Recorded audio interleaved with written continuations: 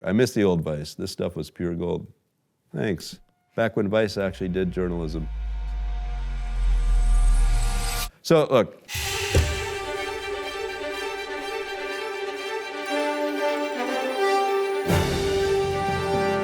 When we made this, we're like, DVDs are going to take over the world. It's the future of Vice.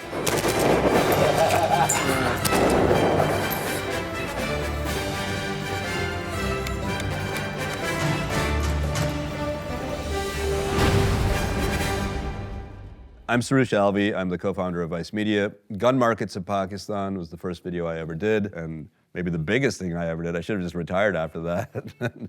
And I've been getting trolled for it for the last 16 years.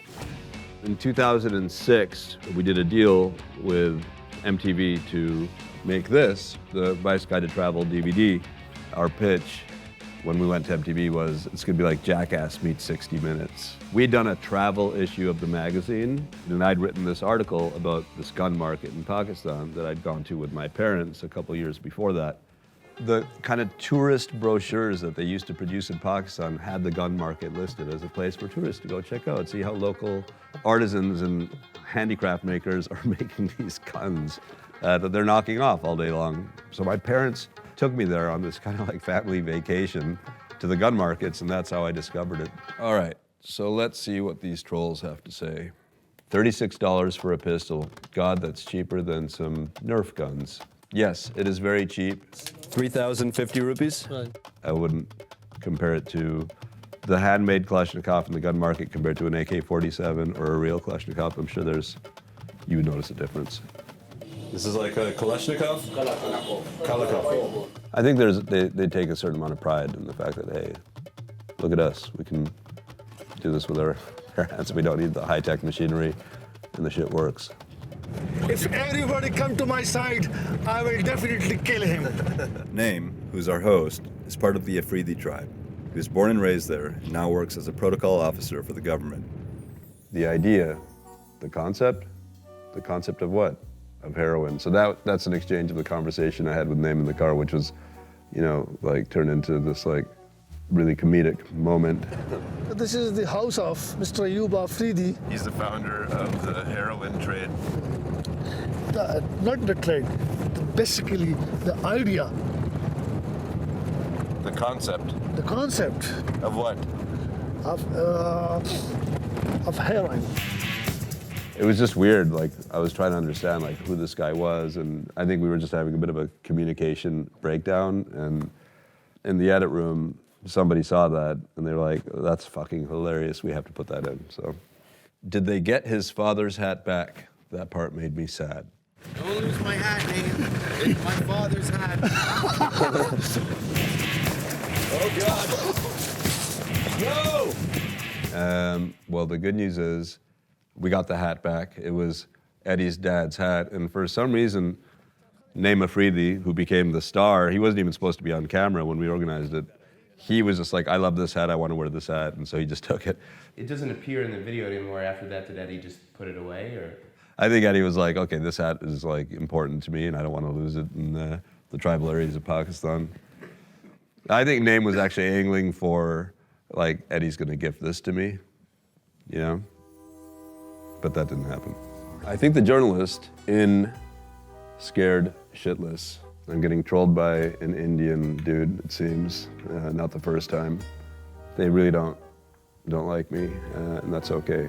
Yeah, I wasn't scared, but I was, like, I felt totally safe there. Things had probably happened.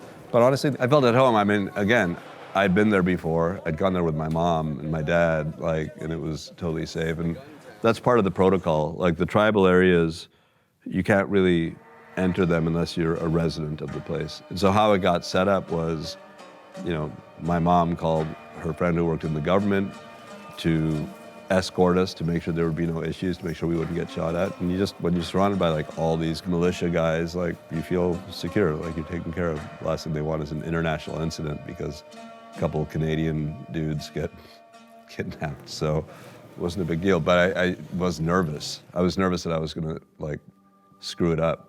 We'd spent all this money to go there and produce this thing. I'd never done it before. and we kind of had no idea what we were doing. So on that level, I was anxious, but I wasn't scared like, ooh, I'm gonna get kidnapped or shot or killed or anything like that. You said you've been trolled a lot by Indians? Yeah. What did they say to you? They say I'm a Pakistani agent. They say I'm like, like it's intense. But yeah, I get a lot of hate from Indians. But I'm not sweating it. Oh, here's somebody giving me props. Probably my favorite Vice presenter / correspondent. Thanks. That's nice. I'll take it. Because now I see things that are like, what happened to that dude? Like he got so old. Is he okay? I'm like, well, that hurts. I miss the old Vice. This stuff was pure gold. Thanks. Back when Vice actually did journalism. So look, I think when people say I miss the old Vice, this stuff was pure gold, it's because it was like an alternative to the traditional news. It was like a little rawer and rougher around the edges. And what was interesting about gun markets in Pakistan was we did a deal with CNN and they put our videos on their website. And we were like, this is kind of interesting and unexpected that CNN wants our content. And then it was surreal because we were like, wait, I went to Pakistan to make this kind of fun little video. It wasn't news, but other people were seeing it as news, and that was like an epiphany for us that, oh, we don't have to be so precious about how we define what news is. It doesn't have to be like capital J journalism in order for it to be considered news. And so what we were making was one part travel, one part news, one part character-driven documentary. You got Name of Freely, and it made something kind of new. And for us, that's how we got into the news space. But it's not traditional news, that stuff. We've evolved and it's changed, so. We learned a lot in these early days doing our shoots with just a couple people. In this case, it was 2 people, right? Me and Eddie. 8 years later, I'm in Pakistan on another shoot, and we have 8 people, or maybe it was even 10 people, like too many. Like, what happened? We become the thing that we said we weren't gonna be. And I think you need to strike the balance. Like, yeah, I talk about 2006 and being in the field with 2 people, but that's not how I even wanna operate now in a way. You have to find the right, happy medium and balance. So things have changed a lot, and I think it's important for us to maintain some of our kind of DNA and in the content that we're making as we evolve and get bigger. All right, so those are my tales from the comments.